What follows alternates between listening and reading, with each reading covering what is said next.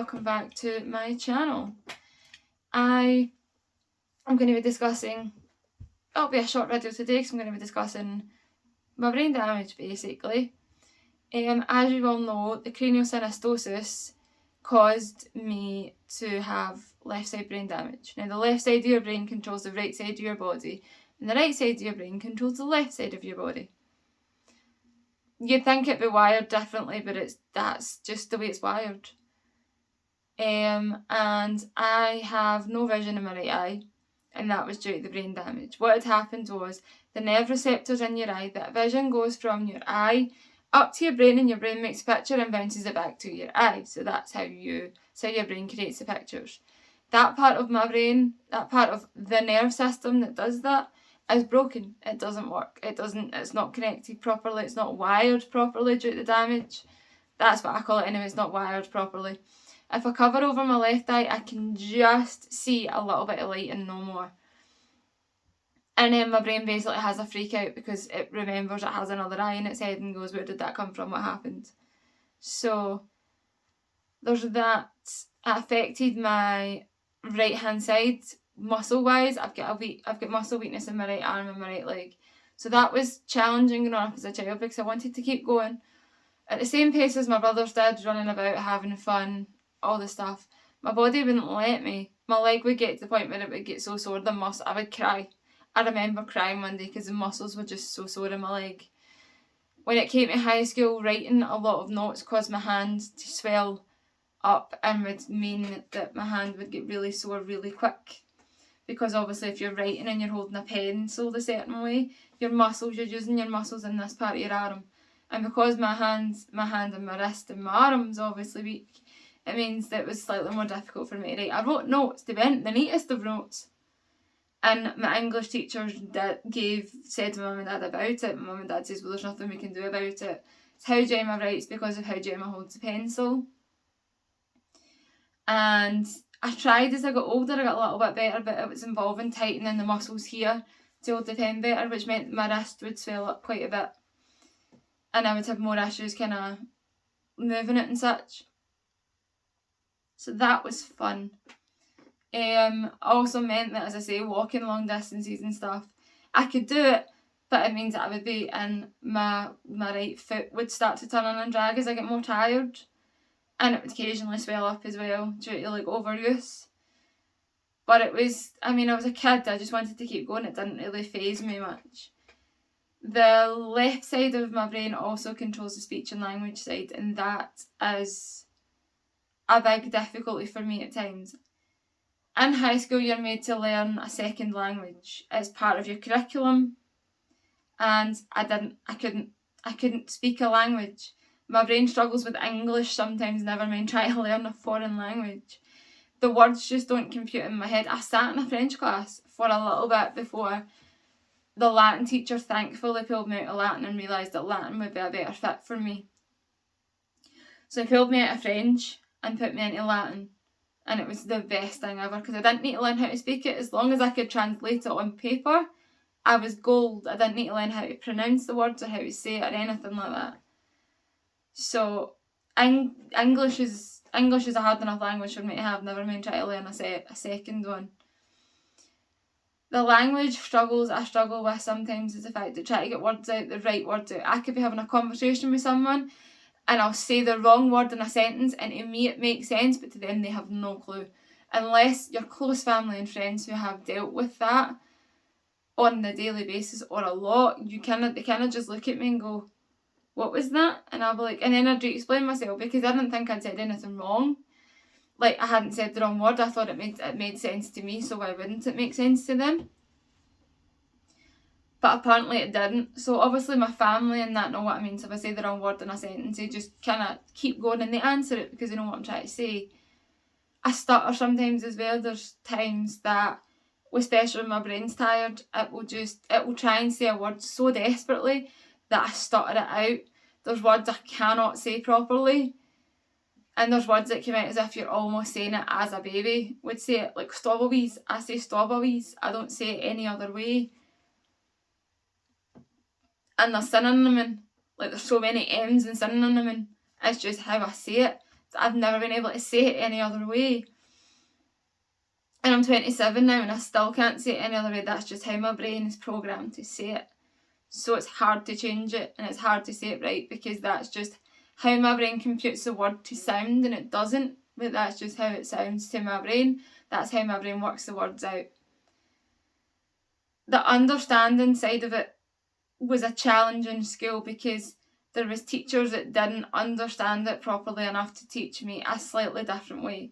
When it came to maths, I was actually told I was unteachable at math, which was great to hear from a teacher. Told that you were unteachable at math.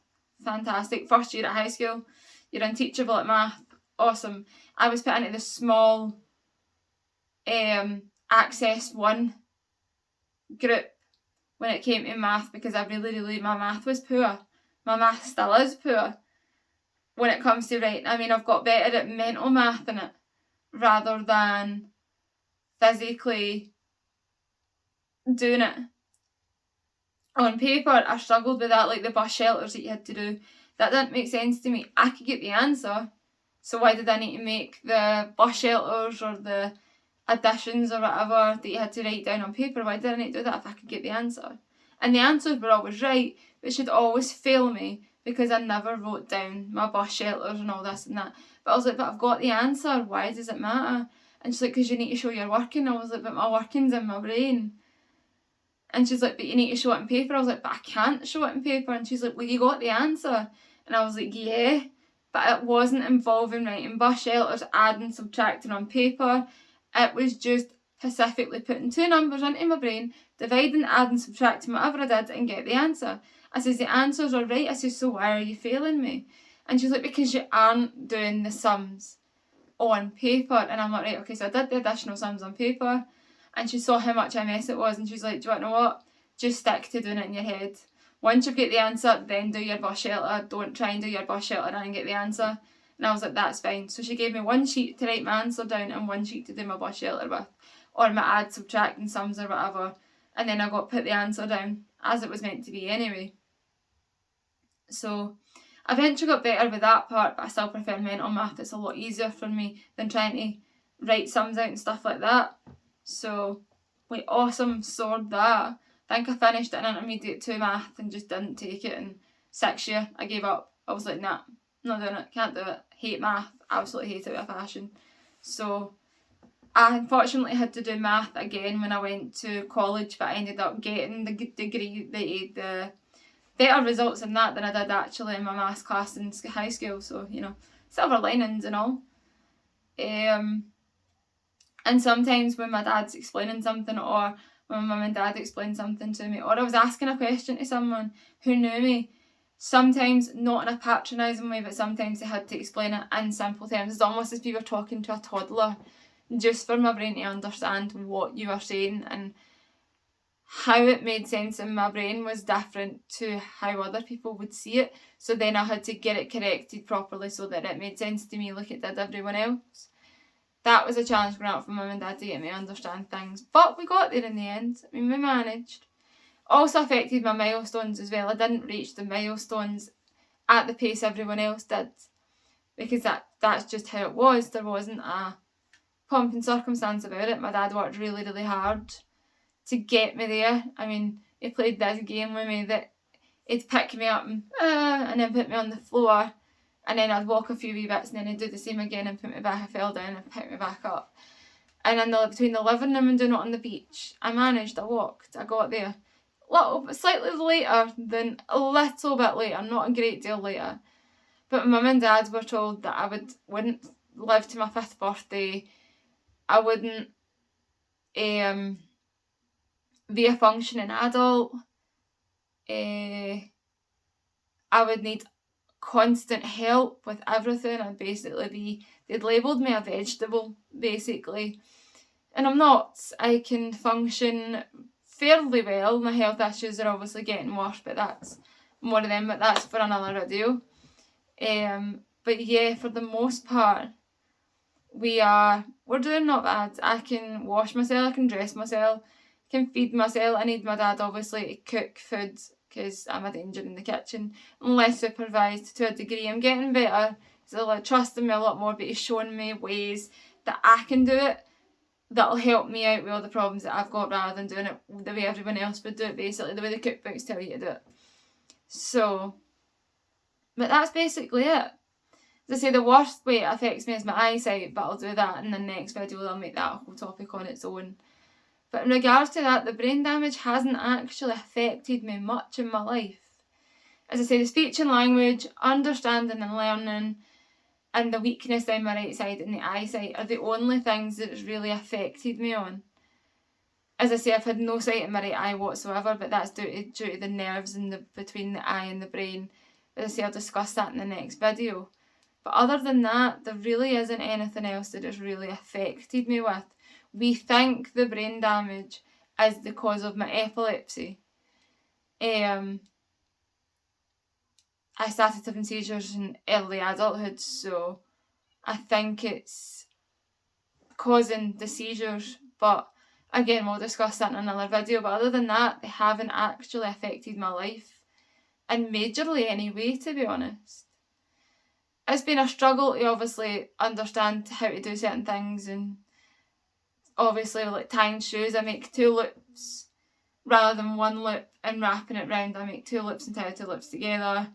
I struggle with zippers sometimes and stuff like that as well. It's just, there's a few things in life that I struggle with even as an adult. But in the grand scheme of things, I say there's not much of a difference in regards to my health at all, that it really makes a big impact on my life, because it doesn't really make that big an impact on my life anymore. But anyway, that's the video, guys. If you liked this video, give it a thumbs up. Comment down below, hit that subscribe button, and ring that bell for more videos like this. Bye, guys.